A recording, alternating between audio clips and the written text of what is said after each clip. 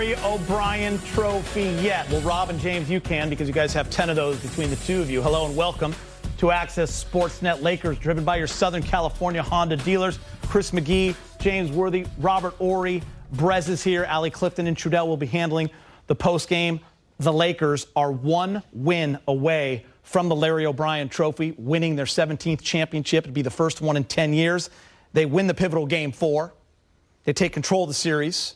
They go up 3-1, James. Yeah, this was a typical Game 4. You know, Game 1, you kind of fill each other out. Game 2, you make some adjustments. Game 3, Miami comes in, you know, with a lot of effort, beat the Lakers. And then Game 4, it's all about, you know, will and determination. I thought Miami played a really good game with Bam coming back. They stayed close. And, you know, I thought the Lakers played really hard defense. I thought key guys were Rondo, getting some extra possessions when they needed an extra rebound. I thought post play from the beginning. He was very aggressive from the outside, then hitting those big layups at the end. I just thought collectively the Lakers did what they had to do. They stayed, you know, tuned and stayed in touch and took care of business, you know, down the stretch. You know, it's just a sign of a coach knowing what's at stake. You know, he kept his big dogs in through the whole game. He shortened his rotation. A lot of guys who usually get big minutes didn't get big minutes, and he played. That lets you know he's like going with the guys he has that trust in. And they came out, they played extremely well. You know, the only bad point in this game was LeBron had 6 turnovers. Other than that, they played good defense. They played good offense. They switched. You know, it was a couple of key, little mistakes here and there, but that's going to happen in the process of the game. And you talk it out, and you come back out, and you resolve that issue. But overall, they moved the basketball. They talked. And only issue I have is I want to see more points in the paint. More points in the paint, because you're bigger than this team. Get some points in the paint. 34-32 is pretty low. Yes. Points in the paint for this Laker team. But the Lakers get a huge win. We're going to have this postgame show going for 90 minutes. You will hear from everyone. Right now, we're going back to Orlando. KCP talking with Mike Trudell. Okay, Kentavious Caldwell-Pope, man, what's it like to come through for your team? 2 huge buckets down the stretch of a finals game like this. Man, I felt good. I knew they was trying to close out on my 3 points all night, so just utilizing my pump fake and then trying to get to the basket or even make a play was open tonight. That transition 3 that you took is something that we've seen from you all season long, last season as well. It's kind of one of your main things in your bag. How about to do it, though, in that kind of a moment? How do you ignore the pressure of the situation up to, right, Miami trying to come back and take the lead? How do you wash all that out and just take that shot? Just stay within the game. You know, stay within the game floor. Don't let my last shot that I missed, don't let that dictate my next shot.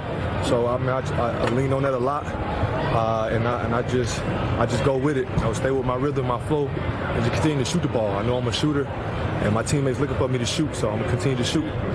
Kentavious, you guys made enough plays down the stretch to get it, but could it be said that you won this game with defense, especially in the second half? Seemed really aggressive, making Miami take some tough shots. Yeah, defense won the game tonight. We wasn't really scoring the ball that much, but we scored enough to keep the lead.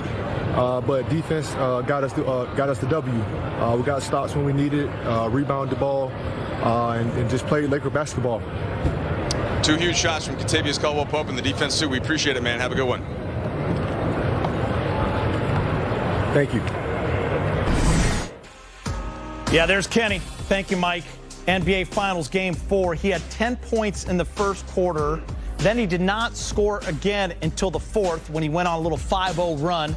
He hit a huge 3 in the corner, and then he had a layup to the rack. He finishes 6 of 12, 3 of 8 from 3. He also had 5 assists. Rondo also with a huge bucket late. Rob, often we talk about, as you always say, Shaq would call it, the other guys. You've seen it over time in Laker history. You just reflect back to Derek Fisher, Trevor Ariza, Brian Shaw, Derek Fisher, just guys over time that hit big shots and play huge roles because you expect the stars to do their thing. KCP tonight has to be that guy that we highlight. In the first quarter, Lakers were a little sloppy, turning the ball over, a lot of pressure on him. Miami Heat's throwing a lot of blows early. KCP 10 points. And then those huge buckets for a guy that's had a lot of pressure on him, a lot of criticism from everyone. This is a big night for him. Yeah, it's a huge night for him because it happens in the big moment, in the playoffs, in the pivotal game. And if you look at his play, we always look at guys play on the offensive end, but you have to look at his defensive effort. He was in every guy's grill as he was guarding him. He was, contesting every shot. He played good defense on Hero. He played good defense on Jimmy Butler. And we always say, okay, his offensive shot is not falling. But tonight, he came out, and one of the pivotal moments for me was when he ran the floor. He knew LeBron had the ball, and he knew in the fourth quarter, get to your spot because LeBron will find you. He got to his spot, knocked down a three, and then you know what? I got the worst defender on the floor on me. Blow by him and get a layup. And that's something that we all in the studio, when we see him going for a layup, we're like, oh, no. But tonight, he made his layup. Yeah, so, and what you're talking about is it was a 2-point game. Lakers miss, Heat are coming down. They get a block shot or a rebound. LeBron gets it, he goes. And you're talking about KCP going to that corner, hitting that shot. Very next possession, come down, hit that layup. There was 2:58 left in the game when that happened. Yeah, it was crucial. And if you look at the replay they showed, he knew he was going to get the ball. He even checked his feet. He looked down to make sure he didn't step out of bounds. And those are pivotal moments in the game. People don't look at that because as a player, if I'm LeBron James, I got to know where your sweet spots are. And we all know Kenny's sweet spot is in the corner. He reminds me of Bruce Bowen. He's not going to make a three anywhere else, but in the corner. Get the ball down, penetrate, and kick it out, knock down his three.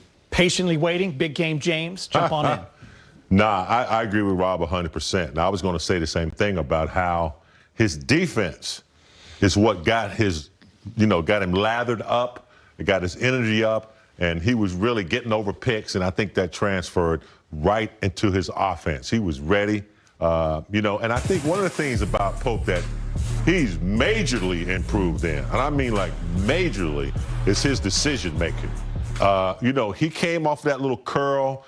He threw that lob to AD. That was a big bucket. And then Rob talked about his decision making, getting to his spots, pump faking, and getting to the cup, pump faking, driving, and making a nice pass. So his decision-making was really impressive. And I think, he was key to the game tonight in a lot of ways. He and Rondo. And you know what? Markieff Morris played a lot of minutes. I think he played the entire second quarter, started the second half, played those first 8 minutes, hit a couple of big threes. Kuz hit a couple threes. Danny Green hit a couple threes. So the role players, James, came to play, and Markieff Morris continues to add that depth that the Lakers desperately needed. Wise player, experienced player, comes in, doesn't make a lot of mistakes. Coach Vogel puts him in because he knows he's going to defend. He's physical, like Rob has mentioned. Crowder comes in, he gets in Crowder's face and says, back up, things like that. But he's a smart player, doesn't make a lot of mistakes. When you leave him open, he can knock down that deadly three. He reminded me of you, Rob, when I think it was Crowder tried to get in the huddle. Markieff wasn't playing any games. So walk right over there. You would have not allowed that. No, I would not allow that. I would kind of like put my elbows up.